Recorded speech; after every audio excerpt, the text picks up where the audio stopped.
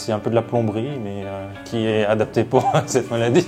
Le côté mini-invasif, c'est pour dire qu'on passe par voie endovasculaire, donc on n'ouvre pas du tout le ventre. C'est un traitement mini-invasif en fait qu'on peut réaliser sous anesthésie locale.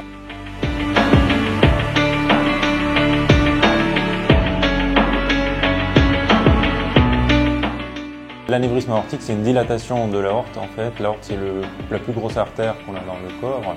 Et cette dilatation peut provoquer, à partir d'un certain seuil, une rupture. Et cette rupture est mortelle en fait, si elle n'est pas prise en charge. Donc en gros, l'anévrisme, c'est une maladie qui est silencieuse jusqu'au jour où ça se manifeste. Et malheureusement, quand ça se manifeste souvent par une rupture, le risque de mortalité est particulièrement élevé si le patient n'est pas pris en charge en urgence. D'où l'intérêt d'un traitement prophylactique et préventif. Les traitements endovasculaires, ça s'est développé donc, au cours de ces 20 dernières années. Et maintenant, on a suffisamment de recul pour dire que c'est un traitement qui marche bien si les patients sont bien sélectionnés. Le but est d'exclure l'anévrisme par la pose de cette endoprothèse au niveau de l'aorte abdominale supérieure. Initialement, ce traitement se faisait sous anesthésie générale et donc on essaye de proposer quelque chose qui est le moins invasif possible pour le patient et d'où l'intérêt de le proposer aussi sous anesthésie locale quand l'état du patient le permet.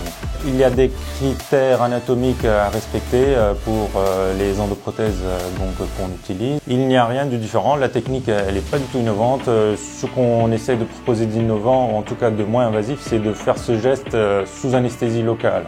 Voilà, c'est ça un peu ce qu'on essaye de développer pour que ça soit le moins invasif possible pour le patient, le moins lourd en termes d'anesthésie et que ça apporte aussi le moins de perturbations hémodynamiques liées à cette intervention. Et donc pour qu'ils puissent sortir le plus tôt.